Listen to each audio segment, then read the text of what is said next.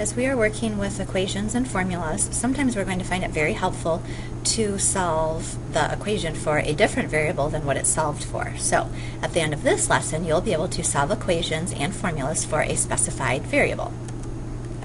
Alright, I'm just going to start with an opening example. I'm just going to read these three questions. I drove 2.1 hours at 65 miles per hour. How far did I go? It took me 32 minutes to walk 4 kilometers. How fast was I walking on average? At 8 miles per hour, how long will it take me to bike 6 miles? Notice each of these questions asks something a little bit differently. This has how far, how fast, how long. Alright, so each of those is asking something different, but they're going to use the exact same base equation. The formula that we're going to be dealing with is distance equals rate times time. So D stands for the distance, R stands for the rate, how fast you're going, and T stands for the time.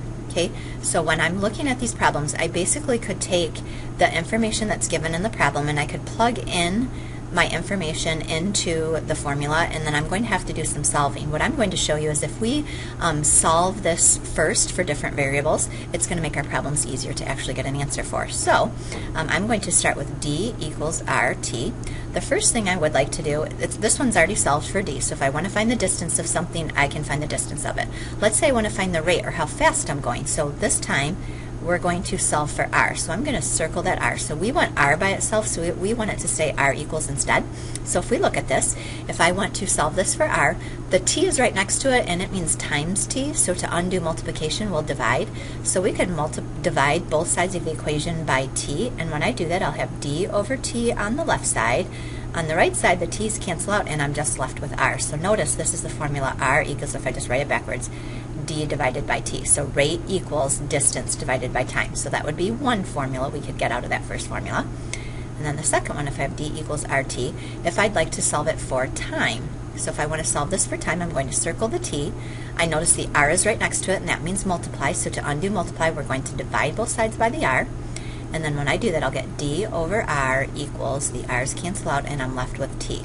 So rewriting that, just turning it around, T equals distance divided by the rate.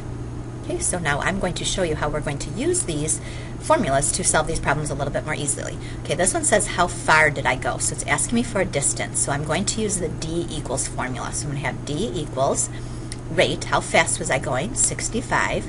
And then times the time. How long did it take me to get there? 2.1. And so then I'm going to type that in my calculator quickly. 6.5 times 2.1 would give me 13.65, and it said how far did I go? I went 13.65 miles. Right? The second one, it took me 32 minutes to walk 4 kilometers. How fast was I walking? How fast is a rate? So this one is asking us for a rate, so we're going to use the R equals formula. And R equals, it just says distance divided by time. So the distance was 4 kilometers. The time was 32 minutes. So if I take 4 divided by 32, I will get 0.125. So how fast was I going? 0.125. This was kilometers and this was per minute. So this would be kilometers per minute. Okay, and then the last one, at 8 miles per hour, how long will it take me to bike 6 miles? How long? That's a time. So I would want to use the time equals formula. So time equals distance divided by rate. So the distance was 6, the rate was 8, and 6 divided by 8 is 0.75. So it took me 0.75, it said the time, and this problem is dealing with hours. So it took me not quite an hour to bike the 6 miles. Alright, so now if you look at these, when I solved for the different variables, it just made the actual problems, especially if I had a lot of problems to do. If I had my formula solved for a specified variable, it would just make me doing a lot of those problems easier. So that's what we're going to be looking at. Alright, so we just have some more formulas, and again, we would generally want to solve these for a different variable because we have several problems that we would like to solve, and that would deal with that variable. So this one is an interest formula. It says interest equals PRT, and this is actually principal times the rate, times the interest rate, times the time. And we would like to solve for T. So I like to go into the problem and circle the T. And then if I want to solve for the T, I notice that the P and the R are sitting right next to it. And when they're sitting right next to it, that means multiply. And to undo multiply, we know we get to divide. So I'm going to divide by the P and the R, which means I need to divide by the P and the R on the left side. So on the left side, I'll have I over PR and then equals on the right side, the P and the R cancel out, so I'm left with T. So again, I just like to make it T equals. So T equals I over PR, and that is done. Right, number 3, this says to solve for E. So we have R equals E over I. So again, I'm going to circle the I, and the E, excuse me. This says E divided by I. So I want to get rid of this divide by I. So to get rid of division, we know that we can multiply. So I'm going to multiply both sides by I. So on the left side, I'm going to have R times I equals, the I's are going to cancel out, I'm left with E.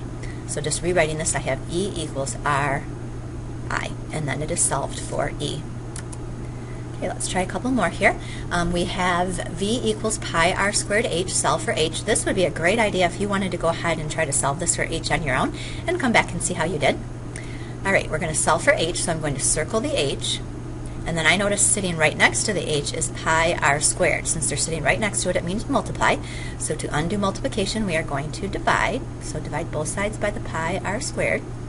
And so I'll get V over pi R squared is equal to, the pi R squareds cancel out, and I get equals H. So now just rewriting that, H equals V over pi R squared.